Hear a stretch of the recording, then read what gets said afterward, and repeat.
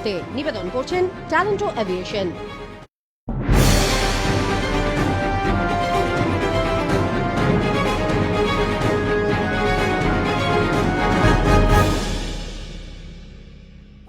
নমস্কার, আরোহী নিউজ লাইভে আপনাদের সকলকে স্বাগত জানাই। আপনাদের সঙ্গে আমি রয়েছি মাসুমা। শুরু করছি নিউজ এই মুহূর্তে।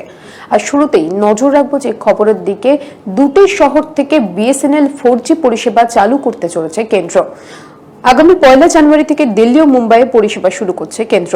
আর্থিক বেহাল অবস্থায় থাকা রাষ্ট্রায়ত্ত সংস্থা ভারত সঞ্চার নিগম লিমিটেড বর্তমানে দেশের দুটি রাজ্যে ওয়্যারলেস এবং ফিক্সড লাইন উভয় ক্ষেত্রেই এমটিএনএল পক্ষ থেকে পাইলট বেসিসে 5 থেকে 6 মাস পরিষেবা দেবে, যা শুরু হবে 2021 সালের 1 জানুয়ারি থেকে। একটি সর্বভারতীয় সংবাদপত্র এমনটাই জানাচ্ছে।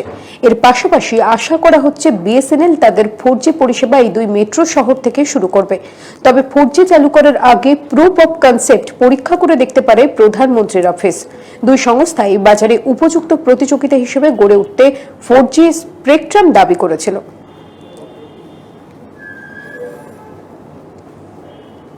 বিহারের মুখ্যমন্ত্রী হিসেবে আগামী 16 নভেম্বর অর্থাৎ সোমবার শপথ নিতে চলেছেন নীতিশ কুমার এবং এই নিয়ে তিনি চতুর্থবার পূর্ণ মেয়াদের জন্য বিহারের মুখ্যমন্ত্রী হতে চলেছেন। 243 সদস্যের বিহার বিধানসভায় 125টি আসন পেয়ে ক্ষমতায় এসেছে এনডিএ। নীতিশ কুমারের নেতৃত্বে এনডিএ নির্বাচনে প্রতিদ্বন্দ্বিতা করলেও জেডিইউ আশানুরূপ ফল করতে পারেনি। ফলে নীতিশ কুমার মুখ্যমন্ত্রী হলেও মন্ত্রিসভার ক্ষমতা হস্তান্তরের ক্ষেত্রে বিজেপি অনেক বেশি সক্রিয় হবে বলেই মনে করা হচ্ছে। বুধবার একদিনের ঝটিকা সফরে এলেন রাজ্যপাল জগদীপ ধনকর এবং সেই মতো সকাল থেকে প্রস্তুতি ছিল তুঙ্গে। সকাল থেকেই নিরাপত্তা বহাল ছিল সমস্ত জায়গায়। জেলায় প্রবেশ করে প্রথমেই তিনি চলে যান কোচবিহার রাসমেলা ময়দান সংলগ্ন ঠাকুর পঞ্চানন বর্মা মূর্তির পাদদেশে। এখানেই পঞ্চানন মূর্তিতে ফুল মালা দিয়ে শ্রদ্ধা জানান তিনি এবং তার স্ত্রী। তিনি কথা বলেন ক্ষুদ্র সোসাইটির সদস্যদের সঙ্গে। এদিন তার সফর সঙ্গে ছিলেন কোচবিহারের সাংসদ নিশীথ প্রামাণিক। এরপরই রাজ্যপালের গন্তব্য ছিল কোচবিহারের রাজ ঐতিহ্যবাহী মদন মোহন মন্দির। এখানে মদন মোহন সহ মন্দিরের অন্যান্য বিগ্রহ দর্শন করেন তিনি এবং গ্রহণ করেন আশীর্বাদ। মদন মোহন মন্দিরে উপস্থিত কচি কাচাদের হাতে এদিন মদন মোহনের প্রসাদে তুলে দেন রাজ্যপাল। এরপর তিনি পৌঁছান কোচবিহারের রাজবাড়িতে। এখানে সংগ্রহশালা পরিদর্শন করেন তিনি। রাজ্যপালের কোচবিহার সফরকে ঘিরে এদিন কোচবিহার শহর চলেছিল কঠোর নিরাপত্তা ব্যবস্থা। রাজ্যপাল জেলায় প্রবেশের পূর্বেই নিরাপত্তা বেষ্টনীতে মুড়ে ফেলা হয় কোচবিহার শহরকে।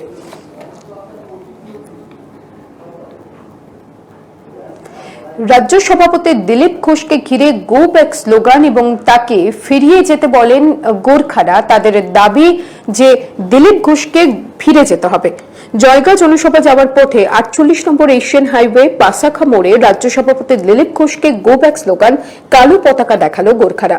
তবে যাতে কোনো অপ্রীতিকর ঘটনা না ঘটে তার জন্য কড়া পুলিশের ছাউনিতে ঘেরা হয় ওই এলাকা। हर समाज का आदमी पार्टी मिलकर करता है पार्टी, लेकिन उनको भी पता है कोलकाता में भी गोरखा बहुत है, तो कोलकाता में भी गोरखा बहुत है।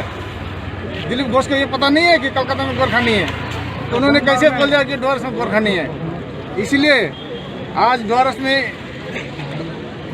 गोरखाओं का बहुमत बहुत है। करीब वोटर है कम से कम 65,000 70,000 है डोरस में गोरखाओं का वोटर इतना है, तो उन्होंने कैसे बोल दिया। इसीलिए उनको हम लोग का ये पूछने के लिए हम लोग और उनको विरोध कर रहे हैं कि हम लोग आपने कैसे बोल दिया कि गोरखा नहीं है। তৃণমূল কর্মীদের বাড়িতে অগ্নিসংযোগের অভিযোগ বিজেপির বিরুদ্ধে, যদিও এই ঘটনা সম্পূর্ণভাবে অস্বীকার করেছে বিজেপি। বক্সিরহাট থানার শালবাড়ি 2 নম্বর গ্রাম পঞ্চায়েতের তুরকানির কুচি গ্রামের ঘটনা। ওই গ্রামের বাসিন্দা তথা তৃণমূল কর্মী দিলীপ আচার্যের অভিযোগ, বিহারে ভোটে জেতাই বিজেপির নেতা কর্মীরা এদিন দুপুরে দল বেঁধে তাদের বাড়িতে চড়াও হয়। ভয়ে তিনি গড়ে ঢুকে গেলে বিজেপির দুষ্কৃতীরা আগুন লাগিয়ে দিয়ে পালিয়ে যায়। চিৎকার শুনে প্রতিবেশীরা এসে আগুন নেভান। অভিযোগ অস্বীকার করে বিজেপি। এ নিয়ে কোনো লিখিত অভিযোগ করা হয়নি, তবুও তদন্ত চলছে পুরো ঘটনা।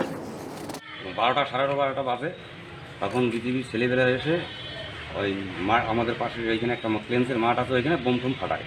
তারপরে আমাকে দেখে না অকত ধরনের গালিগালাজ করে। তখন আমি দৌড়ে বাড়ি আসি। ওরা লাঠি বল্লভ তীরের ধনুক নিয়ে এসে আমাকে মারতে চায়। তো তখন আমি বউ বাচ্চা নিয়ে ভয়ে, মানে প্রাণের ভয়ে ঘরে ঢুকি। তখন ঘরের মধ্যে ওরা বলে শালাকে ঘরের মধ্যেই মারবো, বউ বাচ্চা সহ মারবো বলে ঘরের মধ্যে আগুন লাগিয়ে দিয়ে বাইরে ছিটকারি লাগাই দেয়। তখন গ্রামের লোক এসে আমাকে উদ্ধার করে। আজকে যে ঘটনাটা ঘটেছে এটাও নতুন ঘটনা নয়, তৃণমূলের এটা অভ্যাস, কারণ ওদের পায়ের নিচে মাটি নেই। ওরা নিজেরা গোষ্ঠীদ্বন্দ্বে কে বড় নেতা হবে, কে অঞ্চলের দায়িত্ব পাবে, সেসব লড়াইয়ে নেমেছে। শুধু তাই নয় তো, ওই যে আজকে ওনার ঘরে আরও আগুন ধরিয়েছে, নিজেরা আগুন ধরাচ্ছে, নিজেরা মারামারি করছে, অথচ বিজেপির ঘাড়ে চাপিয়ে দিচ্ছে। অর্ণব গোস্বামী জামিনে মুক্ত, আর তাই বাঁকুড়ার হনুমান মন্দিরে পুজো দিয়ে সকলকে মিষ্টি দিলেন বিজেপির সাংসদ সুভাষ সরকার। বাঁকুড়া শহরের চাঁদমারিডাঙ্গা হনুমান মন্দিরে দলীয় কর্মীদের নিয়ে পুজো দিয়ে মিষ্টি বিলি করলেন বাঁকুড়া লোকসভা কেন্দ্রের বিজেপি সাংসদ সুভাষ সরকার। সাংসদ বলেন, অর্ণব গোস্বামীর জামিনে মুক্তি সত্যের জয়, গণতন্ত্রের জয়। অর্ণব গোস্বামীর যে জয়, সুপ্রিম কোর্টের রায়ে, অর্থাৎ সত্যের জয় হয়েছে, গণতন্ত্রের জয় হয়েছে, ভারতের জয় হয়েছে। কাজেই এই জয়কে কেন্দ্র করে পশ্চিমবঙ্গের যুব সমাজ উজ্জীবিত। পশ্চিমবঙ্গের যে সমস্ত সত্য বলার সাংবাদিক তারা উজ্জীবিত, এবং তাদেরকে কেন্দ্র করে আমরা আগামী দিনে তৃণমূল সরকারকে উৎখাত করব এই পশ্চিমবাংলা থেকে। গোপন সূত্রে হানা দিয়ে সল্টলেকের দত্তাবাদ থেকে উদ্ধার বিপুল পরিমাণ বাজি। যেমনটা জানা গিয়েছে, বাজির দোকান খুলে বসেছিল এক বিক্রেতা। প্রতাপ হাজরা নামে ওই বিক্রেতাকে গ্রেপ্তার করার পর খোঁজ পায় গোডাউনের। সেখান থেকে বিধাননগর উত্তর থানার পুলিশ উদ্ধার করে বিপুল পরিমাণ বাজি। গ্রেপ্তার করা হয় প্রতাপ হাজরা নামে ওই ব্যক্তিকে। আজ তাকে বিধাননগর কোর্টেও তোলা হয়। নিউজ এই মুহূর্তে এখন এই পর্যন্তই। অন্যান্য সব খবরের জন্য দেখতে থাকুন আরোহী নিউজ।